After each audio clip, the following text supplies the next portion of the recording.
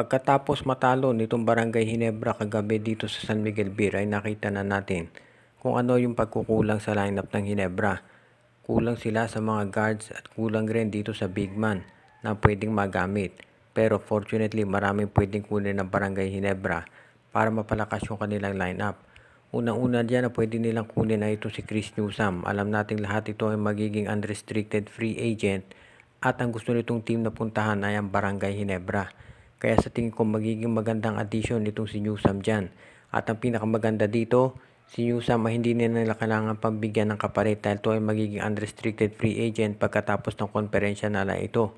Hintayin na lamang nilang matapos ang konferensya at kapag expired na kontrata ni Newsome ay lilipat yan ng kusa sa Barangay Ginebra. At yan ay wala silang gini-give up na player. Kaya yung ibang players na nasa Ginebra na pwede nilang i-trade, hindi nila kailangan gamitin para makuha itong si Chris Newsome. Samantalang isa pang player na pwedeng kunin ng Barangay Ginebra o dapat na kunin ay itong si Greg Stotter. Nakita na natin na ito si Stotter babalik na dito sa Pilipinas, maglalaro sa Manila Stars para sa MPBL. Pero pwedeng i-buyout ng Barangay Ginebra yung kontrata ni Stotter dyan sa Metro Manila at sa Manila Metro Stars para ito ay bumalik sa PBA. At hindi magiging problema yung pagkuha nila dyan dahil yung rights niyan ay nasa Northport. At ang Northport willing namang ibigay yan kay Greg sa Barangay Ginebra sigurado. So kapag bumalik na si Greg dito sa Ginebra, hindi na nila magiging problema yung karelyebo nito si Christian Stan Hardinger. At pwede rin nilang gamitin ito si Japet Aguilar dito sa power forward kasama si Jamie Malonzo.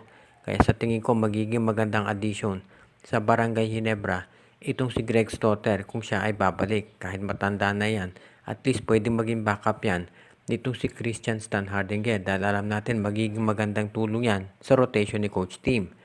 At ang isa pang player na pwedeng kunin ng Barangay Ginebra sa tingin ko ay itong si Tyler Tio ng Phoenix Jewel Masters. Si Tyler Tio ay pwede nilang kunin kapalit nitong si Stanley Pringle. Dahil si Tyler Tio ay bata pa, may 3-point shooting at napakataas ng basketball IQ nito.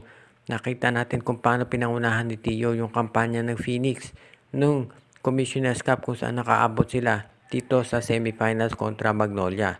Sa kasalukuyan ito si Tio, injured, hindi nakapaglalaro. Pero kapag yan ay nakarecover na, magiging malaking tulong yan dito sa Phoenix. At syempre, kapag yan na-trade sa Barangay Ginebra, lalong lalakas itong Gene Kings. At hindi na nila poproblemahin yung point guard situation nila.